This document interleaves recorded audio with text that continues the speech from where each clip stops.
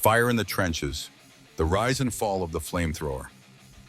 It was a weapon born from the horrors of trench warfare, a device so fearsome it scorched the memories of soldiers who faced it, and eventually it vanished from modern battlefields. This is the story of the flamethrower, from terrifying power to global ban.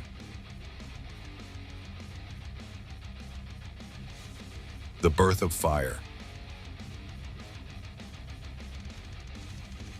The year is 1915. Europe is locked in the bloodiest conflict the world has ever seen. World War I. Trench lines stretch across the continent, and neither side can break through. Enter the Germans, with a terrifying new weapon, the flamethrower. A tank of fuel on the back, a nozzle in hand, one soldier turning the battlefield into hell itself. British and French troops were horrified.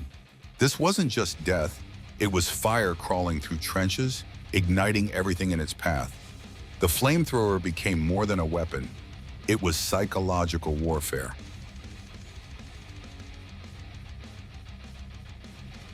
Technology of terror. By World War II, the flamethrower had evolved. The Americans, Japanese, and Soviets all developed their own versions. Some were man-portable, others were mounted on tanks like the infamous M4 Sherman Zippo.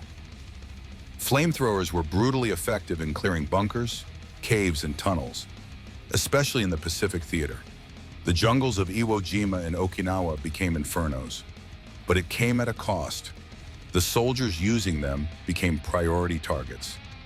They carried volatile fuel on their backs, one bullet, and they were gone in flames. As the wars ended, questions began. Was this weapon humane, or was it a war crime in a canister? Footage and survivor accounts shocked the world. Burn injuries, screaming soldiers, civilian casualties.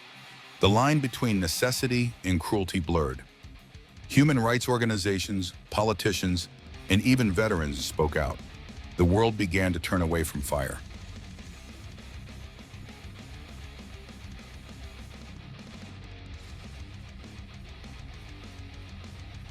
Beyond physical damage, flamethrowers were psychological warfare.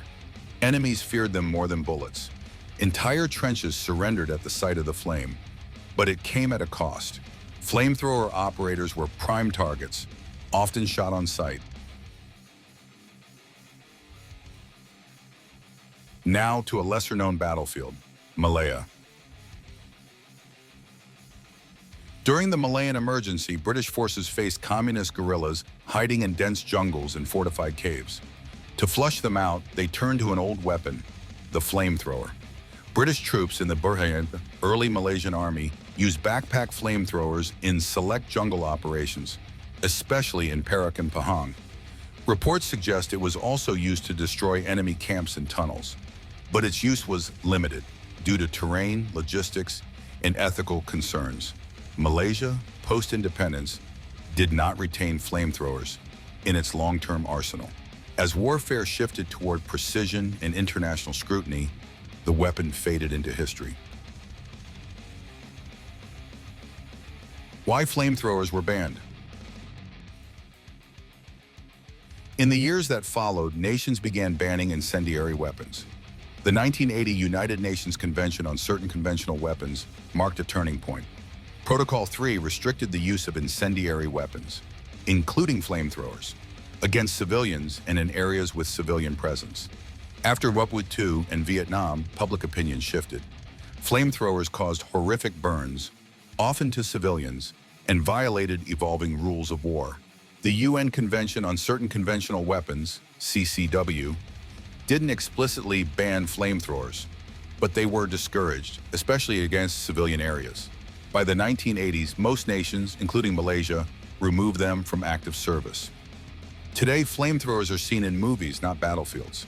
However, some are still used in engineering roles, like clearing vegetation or in experimental warfare by countries like Russia and North Korea. But for most of the world, including Malaysia, the flamethrower remains a relic of a darker time, a weapon too cruel even for war. In war, fire once symbolized fear.